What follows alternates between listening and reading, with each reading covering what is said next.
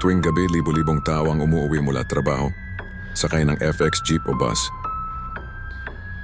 Pero sa mga driver na madalas sa gabi, may kwento raw na totoo tungkol sa isang huling pasahero na hindi na dapat isinasakay. Mang Erning, 48 anyos, FX driver sa Ortigas, Cubao route. Sanay na siya sa gabi.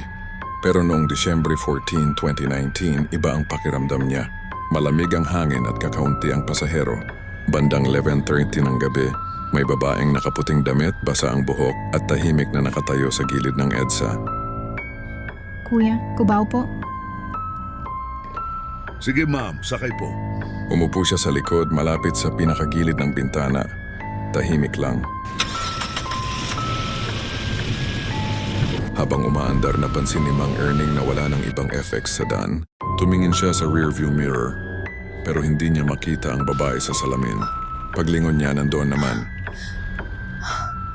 Baka madilim lang. Nagsimulang kumalat ang amoy ng lupa at kandila sa loob ng FX. Binalewala lang ni Mang Erning, pero napansin niyang basa ang sahig. Kahit sarado lahat ng bintana.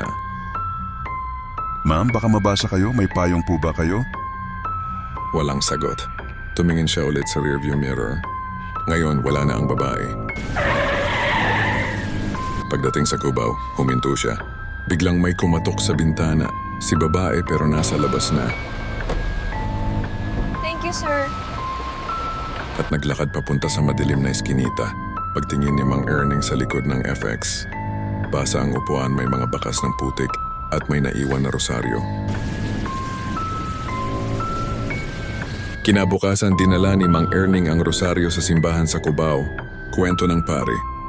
Anak, baka nakita mo yung babaeng nasagasaan dito 3 taon na ang nakakalipas. Palagi siyang humihingi ng masasakyan, pero hindi na siya nakauuwi. Danlumos si Mang Erning. Simula noon, hindi na siya nagpasada tuwing gabi. Pero minsan, nakikita pa raw ng ibang driver. May babaeng nakaputi sa tapat ng Aurora, nakahintay ng FX papuntang Cubao. Noong 2021, 2 taon matapos mangyari kay Mang Erning, may bagong driver na nadaan sa parehong lugar. May babaeng sumakay, nakaputi, basa ang buhok. Driver. Cubao po ba? Opo, Cubao po. Kinabukasan, may ulat na isang FX driver ang natagpuang wala ng buhay sa loob ng kanyang sasakyan sa parehong lugar kung saan niya unang nakasakay ang babae.